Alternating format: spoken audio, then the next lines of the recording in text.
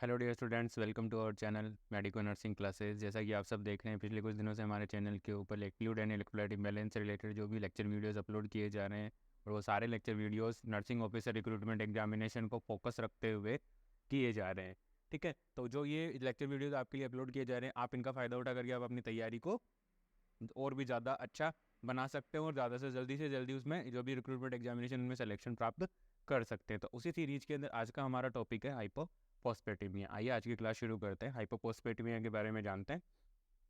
तो देखते हैं स्टूडेंट कि हाइपोफॉस्फेटेमिया क्या है। हाइपोफॉस्फेटेमिया एक ऐसी कंडीशन है जिस कंडीशन के अंदर क्या होता है, जो सीरम इलेक्ट्रोलाइट है, कौन सा इलेक्ट्रोलाइट, फॉस्फेट।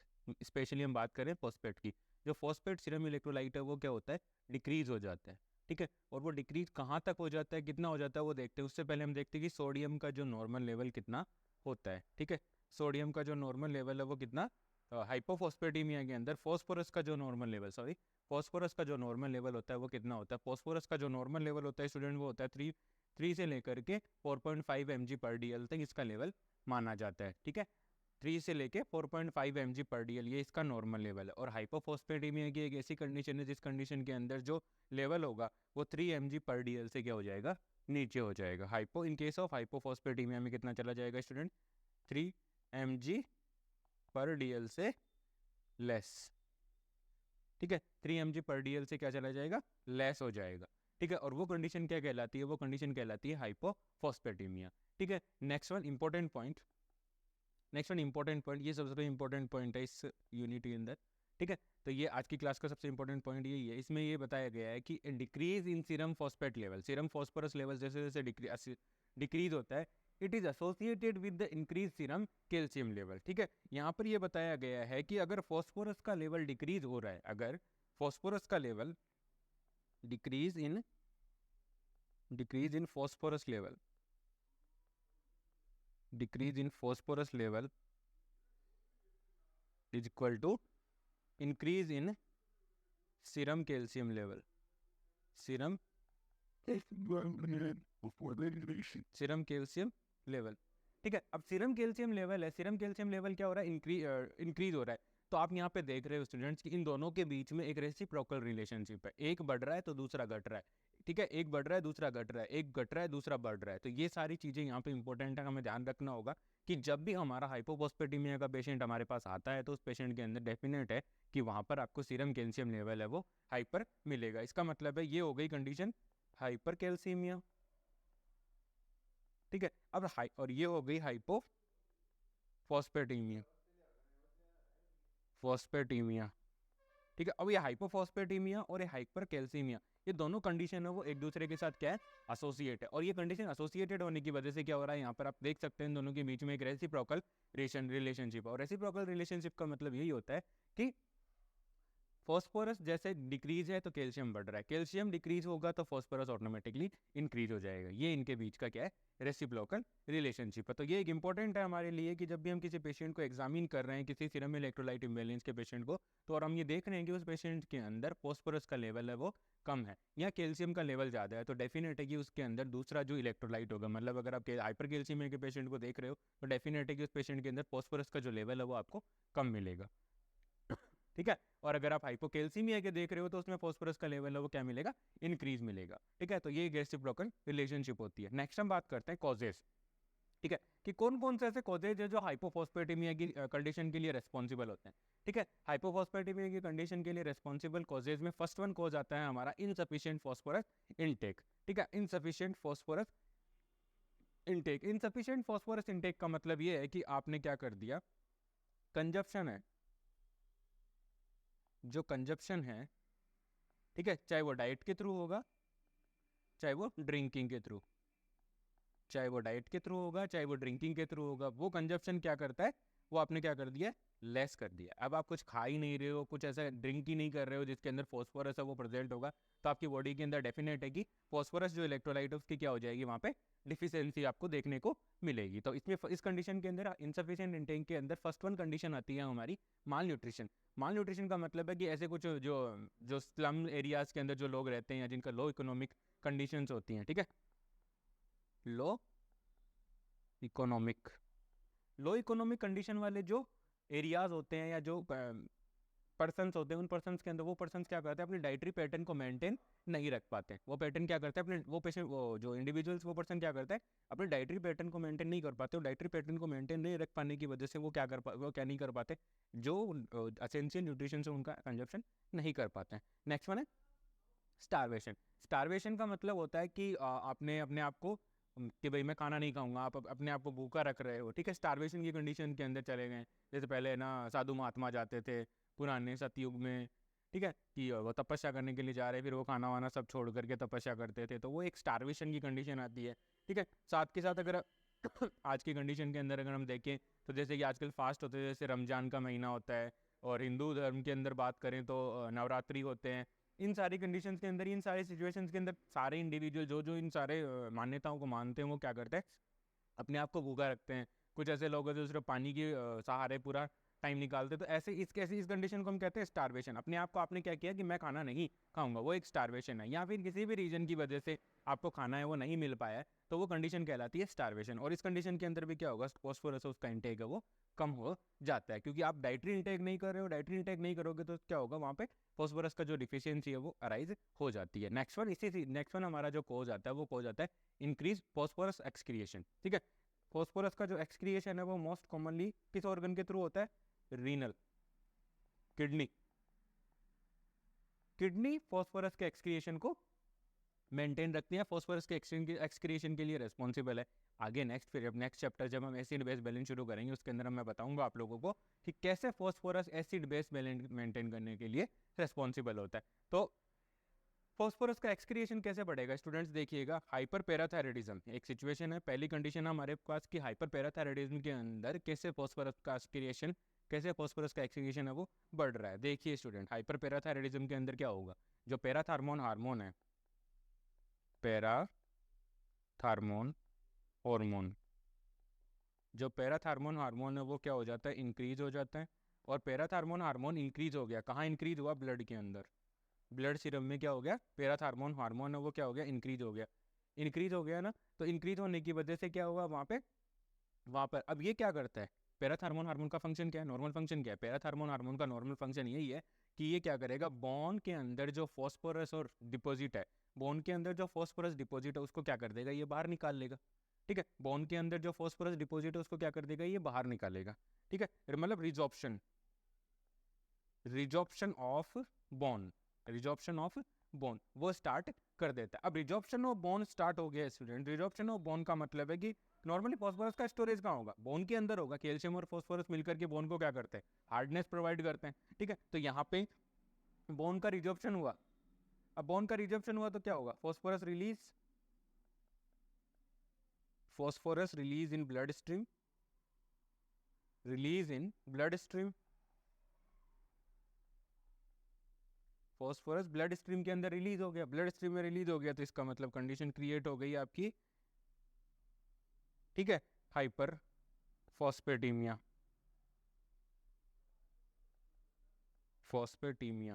अब ये हाइपर फॉस्फेटीमिया को, ये ब्लड कहाँ जाएगा आपका, किडनी के पास। ये चला गया कहाँ, किडनी के पास। किडनी क्या करेगी, इसको फिल्टर करेगी। तो किडनी क्या करेगी, पोटेशियम का जो फॉस्फोरस है उसका एक्सक्रिएशन है वो क्या कर रही है, ज्यादा कर रही है। तो वहां से भी वो कैल्शियम बाहर निकल रहा है। साथ के साथ यहाँ पे क्या होगा, आप देखोगे स्टूडेंट्स, आप ये देख पाओगे कि किडनी क्या करेगी, इंक्रीज एक्सक्रिएशन ऑफ, क्योंकि ब्लड के अंदर ज्यादा हो गया। ब्लड के अंदर ज्यादा होते ही बॉडी क्या करेगी, इसको मेंटेन करेगी। बॉडी का जो बॉडी अपना होम्योस्टेसिस मेंटेन करने के लिए क्या करेगी, जो हाइपरफॉस्फेटेमिया की कंडीशन ब्लड के अंदर अराइज हुई है, उस कंडीशन के अंदर बॉडी क्या करेगी, उस फॉस्फोरस को ज़्यादा से ज़्यादा एक्सक्रिएट करेगी। और ज़्यादा से ज़्यादा एक्सक्रिएट करेगी तो कंडीशन क्रिएट हो जाएगी आपकी हाइपोफॉस्फेटीमिया, ठीक है। तो ये इसकी एक पैथोफिजियोलॉजी है कि कैसे हाइपर पैराथायराइडिज्म है वो कॉज करता है, ठीक है। ये क्या करता है, बोन से निकालता है, ब्लड के अंदर डाल देता है, और फिर ब्लड बॉडी मेंटेन करने के लिए क्या करेंगे, इसको एक्सक्रिएट कर देती है। नेक्स्ट वन आती है आपकी मेलिग्नेंसी। सेम एज मेलिग्नेंसी के अंदर मान लीजिए आपके पैराथायराइड ग्लैंड का कोई ट्यूमर है।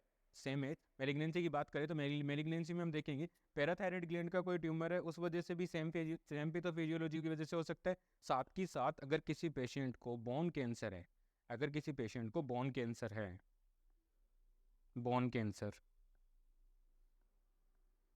बोन कैंसर है, तो बोन कैंसर की कंडीशन के अंदर क्या होगा, बोन के अंदर क्या होता है, बोन के अंदर रिजॉर्प्शन शुरू हो जाता है। कैंसरियस कंडीशन के अंदर बोन का रिजॉर्प्शन शुरू हो जाता है, साथ के साथ बोन का क्या होता है, मेटास्टेसिस कंडीशन, मेटास्टेसिस होने के लिए बोन क्या करती है, बोन का डिस्ट्रक्शन होता है, बोन का डिस्ट्रक्शन फॉर मेटास्टेसिस,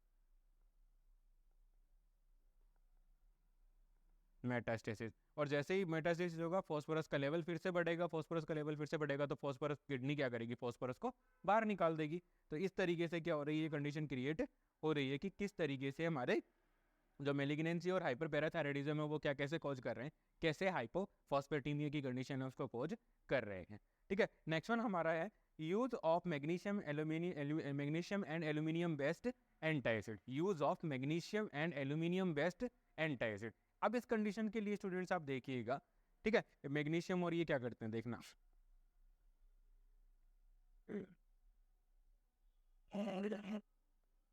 जो मैग्नीशियम बेस्ड और एल्यूमिनियम और मैग्नीशियम बेस्ड जो एंटासिड्स होते हैं, एल्यूमिनियम और मैग्नीशियम बेस्ड जो एंटासिड्स होते हैं, ये क्या करते हैं, decrease the absorption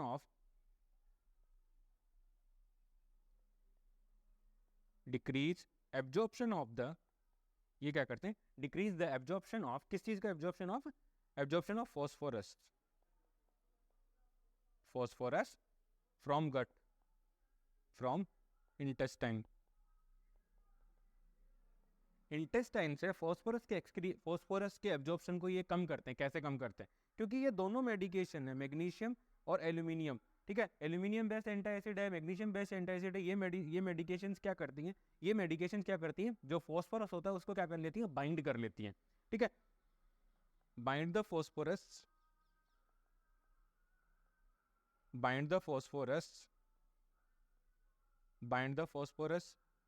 and decrease absorption from intestine,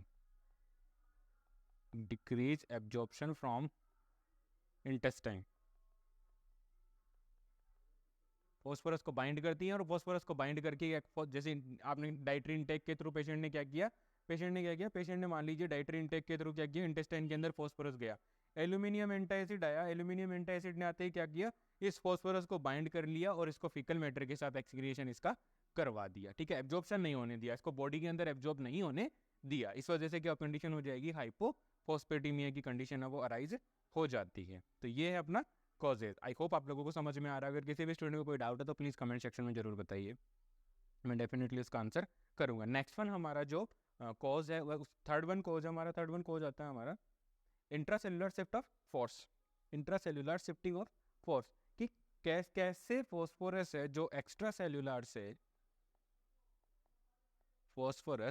cellular से इंट्रासेल्यूलर चला जाता है। ठीक है, इंट्रासेल्यूलर कैसे चला जाता है, तो इस कंडीशन के अंदर देखिए, इन केस ऑफ हाइपरग्लाइसीमिया, मैंने पहले भी यही सेम चीज पैथोफिजियोलॉजी बताई थी, मैं फिर से बता रहा हूँ। हाइपरग्लाइसीमिया की कंडीशन के अंदर क्या होता है, ऑस्मोटिक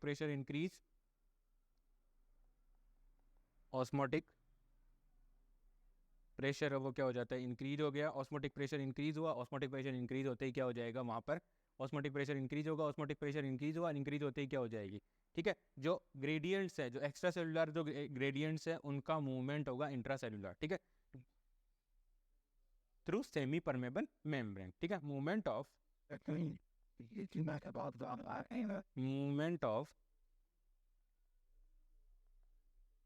ग्रेडियंट्स लाइक जैसे कि फ्लूइड एंड इलेक्ट्रोलाइट, इनका क्या होगा, movement of through semi permeable membrane, through semi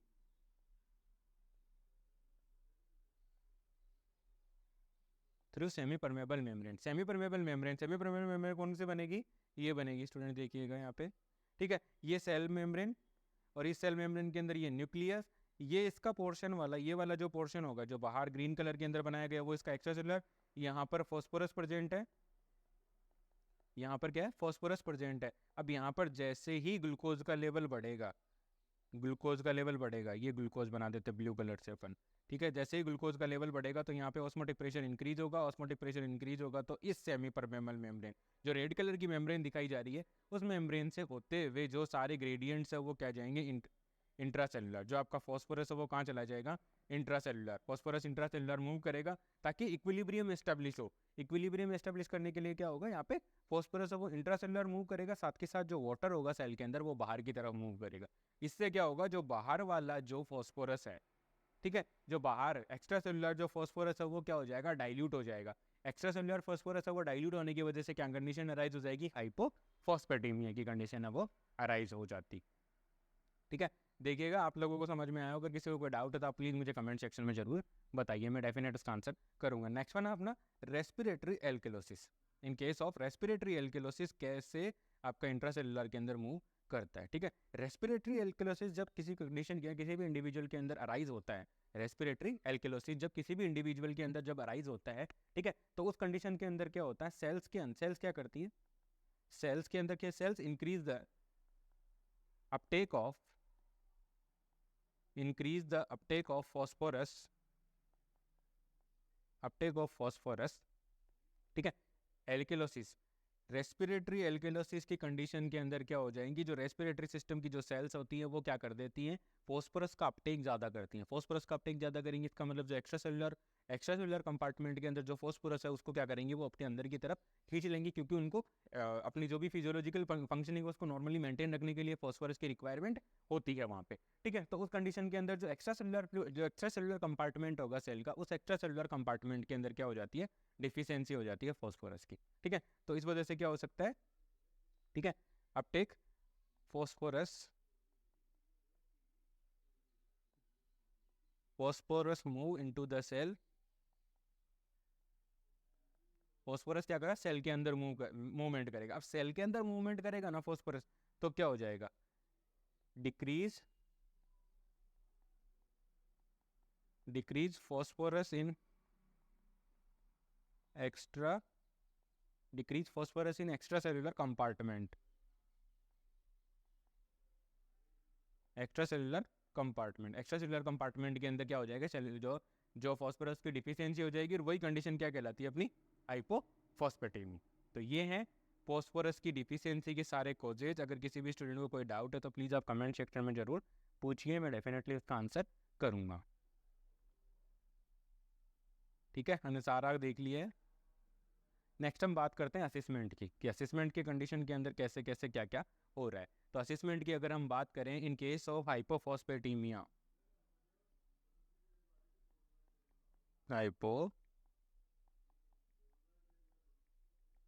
हाइपोफॉस्फेटेमिया। अब हाइपोफॉस्फेटेमिया की कंडीशन के अंदर देखिए स्टूडेंट, मसल्स की वीकनेस आपको देखने की मिलेगी। ठीक है, मसल्स की वीकनेस है, इसीलिए पेशेंट ज़्यादा मतलब कोशिश करेगा, ज़्यादा सांस लेगा, इसलिए रेस्पिरेटरी एल्कोलिसिस वहाँ पे होगा। H+ आयंस है, ठीक है, H+ आयन बहुत ज़्यादा बाहर निकल जाएंगे। ठीक है, नेक्स्ट वन है फैटिग, बोन फ्रैक्चर का बताया है मैंने, क्योंकि वहाँ से बोन से फॉस्फोरस रिलीज होता रहेगा, चाहे वो पैराथायराइड ग्लैंड की मेलिग्नेंसी हो, चाहे वो बोन की मेलिग्नेंसी हो, चाहे वो हाइपर पैराथायराइडिज्म हो। वहाँ से अगर फॉस्फोरस पैराथार्मोन का लेवल बढ़ेगा तो पैराथार्मोन क्या करेगा, बोन से कैल्शियम को रिलीज, बोन से फॉस्फोरस को और कैल्शियम को रिलीज करवाएगा। तो हाइपर कैल्शियमिया, हाइपरफॉस्फेटेमिया की कंडीशन होगी। बॉडी कैल्शियम को तो रोक लेगी, फॉस्फोरस को बाहर निकाल देगी यूरिन के साथ, तो उस कंडीशन के अंदर हाइपोफॉस्फेटेमिया बनेगा। ठीक है, बोन पेन, एनोरेक्सिया, स्टार्वेशन की condition, anorexia, irritability, numbness, confusion, heart failure, seizures. ठीक है, ये सारे साइन एंड सिम्टम्स हमें फॉस्फोरस की डिफिशियंसी के अंदर हमें देखने को मिलते हैं। ठीक है, नेक्स्ट हम बात करते हैं इंटरवेंशंस की, कि किस तरीके से कौन कौन से इंटरवेंशन करके हम पेशेंट को बचा सकते हैं। ठीक है, तो इंटरवेंशंस की अगर हम बात करें तो फर्स्ट वन पॉइंट है, सबसे इंपॉर्टेंट पॉइंट है, आप इसको नोट कीजिएगा।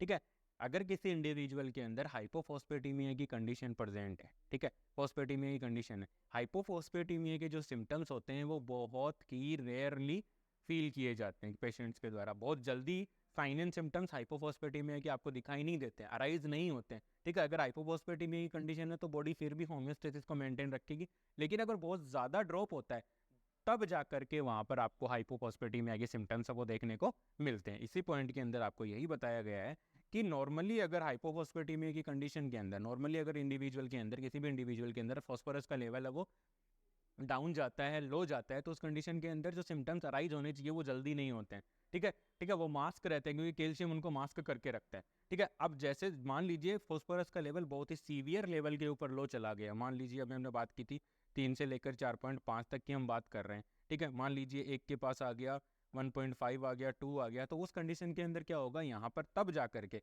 जब बहुत ज़्यादा फॉस्फोरस का लेवल है वो डिक्रीज हो जाएगा, उस कंडीशन के अंदर जाकर के हमें क्या देखने को मिलेगा, सिम्टम्स देखने को मिलेंगे। सिम्टम्स अपीयर कब होंगे, जब बहुत ज़्यादा वेरी लो ड्रॉप हो जाएगा उसके लेवल, तब जा करके देखने को मिलेंगे। तो इतना जल्दी हमें फॉस्फोरस के इम्बेलेंस का पता भी नहीं चलेगा।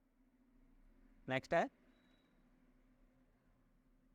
है वो सारी मेडिकेशंस हमें डिसकंटिन्यू करनी है। ठीक है, जो फॉस्फेटेमिया की हाइपोफॉस्फेटेमिया की कंडीशन के लिए कंट्रीब्यूट कर रही हैं। अब मेडिकेशंस की बात करें तो एल्यूमिनियम और magnesium based antacid.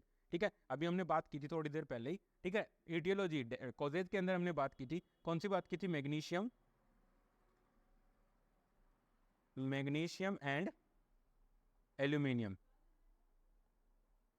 Aluminium based antacids. ये वो एंटासिड्स हैं, वो मेडिकेशन है जो क्या कर रही थी, गट से, इंटेस्टाइन से ही फॉस्फोरस के बाइंड करके फीकल मैटर के साथ बाहर निकाल रही थी। वो इंटेस्टाइन से फॉस्फोरस का एब्जॉर्प्शन भी नहीं होने दे रही थी। तो उन मेडिकेशन को हमें क्या करना है, डिसकंटिन्यू करना है। ठीक है, वो सारी मेडिकेशन डिसकंटिन्यू करनी है जो फॉस्फोरस के लेवल को डिक्रीज करने के लिए कंट्रीब्यूट कर रही है। साथ के साथ हमें क्या करना है, फॉस्फोरस का जो इंटेक है वो बढ़ाना है। जो भी फॉस्फोरस कंटेनिंग डाइट पेशेंट को वो आपको प्रोवाइड करवानी है। साथ के साथ विटामिन डी के सप्लीमेंट्स भी हमें पेशेंट को देने हैं। ठीक है, नेक्स्ट है हमारा कि जब भी हम किसी पेशेंट को फॉस्फोरस एडमिनिस्टर करने जा रहे हैं, क्योंकि फॉस्फोरस का मेन रोल होता है एसिड बेस बैलेंस के अंदर भी, और जब भी हम किसी पेशेंट को फॉस्फोरस का जो फॉस्फोरस है वो एडमिनिस्टर करने जा रहे हैं, तो फॉस्फोरस एडमिनिस्टर करने से पहले हमें क्या करना है, उस पेशेंट के रीनल सिस्टम कि उस पेशेंट की किडनी कैसे काम कर रही है उसको हमें असेस करना है। अगर पेशेंट की किडनी प्रॉपर तरीके से काम नहीं कर पाएगी तो उस कंडीशन के अंदर क्या होगा, अब किडनी एब्जॉर्ब भी नहीं कर रही तो आप बाहर से कितना भी फॉस्फोरस आप पेशेंट के अंदर एडमिनिस्टर कर दो, उसकी डिफिशियंसी होनी ही होती है।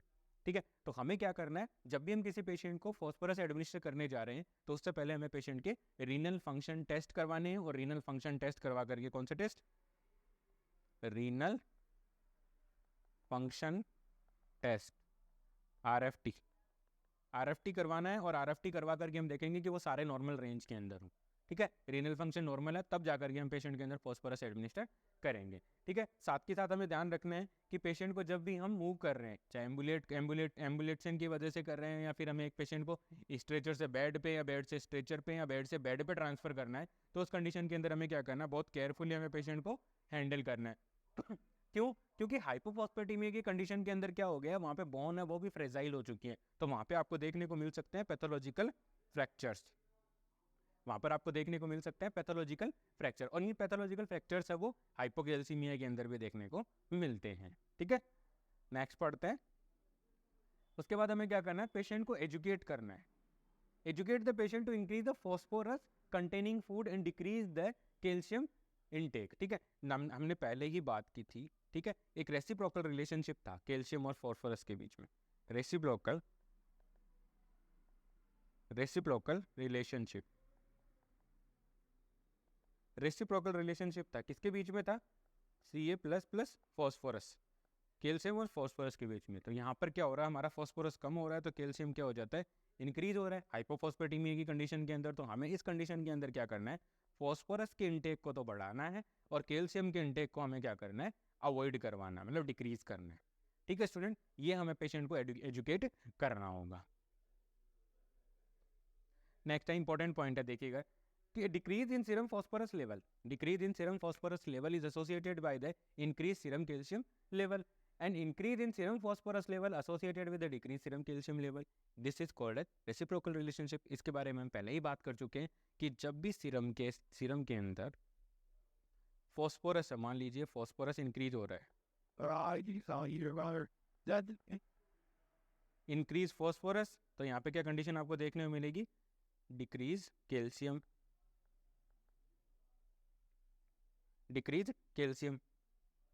ठीक है, और डिक्रीज फॉस्फोरस, इंक्रीज कैल्शियम।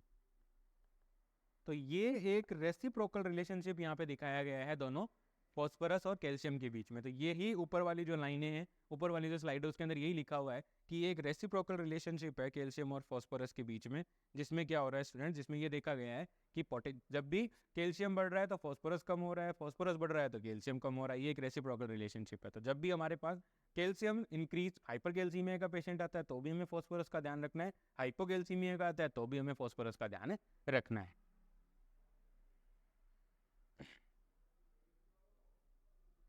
आज की क्लास में इतना ही। आई होप मेरे द्वारा प्रोवाइड किए जा रहे लेक्चर वीडियोस आपको समझ में आ रहे होंगे, आपकी नर्सिंग ऑफिसर रिक्रूटमेंट एग्जामिनेशन की प्रिपरेशन में आपकी हेल्प कर रहे होंगे।